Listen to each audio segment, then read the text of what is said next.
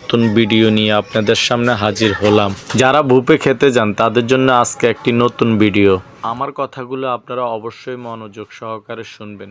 কখনো বুফে গিয়ে আপনাদের খাবার লস হবে না, কিংবা আপনি ভালো খাবার খেতে পারবেন। আজকে যে কথাগুলো আপনাদের সাথে বলবো আমার নিজের ধারণা থেকে বলতেছি। আসলে এই জিনিসটা আমার নিজের কাছে অনেকটুকু ভালো মনে হয়েছে বিদায় আজকে এই কথাগুলো আপনাদের সামনে তুলে ধরবো। অবশ্যই আপনারা কথাগুলো মনোযোগ সহকারে শুনবেন। যদি আমার কথার সাথে আপনাদের কথাগুলো মিলে যায় অবশ্যই আপনারা এইভাবে বুফে খেতে আসবেন। আমি যেভাবে বুফে খেতে যাই আমি এই কথাগুলোই আপনাদেরকে আজকে তুলে ধরবো। আমার কাছে মনে হয় যে আমি এভাবে গেলে আমি বুফে লাভবান হই।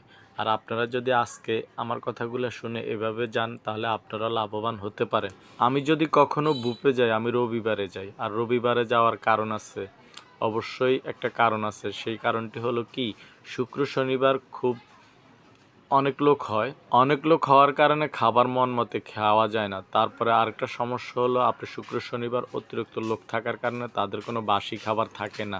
রবিবারের জন্য তারা নতুন খাবার রেডি করে, কারণ শুক্র শনিবার অনেক ভিড় থাকার কারণে তাদের সব খাবার শেষ হয়ে যায়। রবিবারে তারা নতুন করে খাবার রেডি করে, আর ওই খাবারটা খেলে আপনি খুব ভালো লাগবে কিংবা খুব সুস্বাদু হবে। আপনার জন্য তাজা খাবার খুবই প্রয়োজন।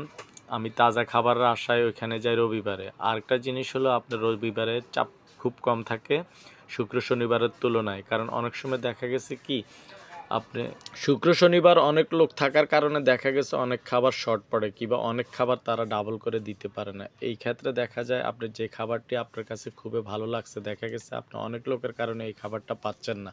আর এই খাবারটা না পেলে আপনার কাছে খুবই খারাপ লাগবে। এই কারণে আপনি সবসময় চেষ্টা দিবেন যে শুক্র শনিবার ছাড়া যাওয়ার জন্য। আর শুক্র শনিবার ছাড়া মানে রোববারে গেলে আপনি মনে করি যে আমার নিজের ধারণা থেকে বলছি যে আসলে ভালো খাবার পাবেন এবং তাজা খাবার পাবেন। কারণ শুক্র শনিবার কোনো খাবার আপনার বাসি থাকে না, সব খাবারে শেষ হয়ে যায়।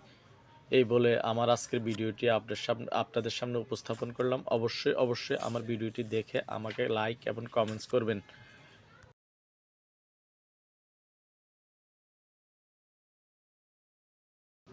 ধন্যবাদ।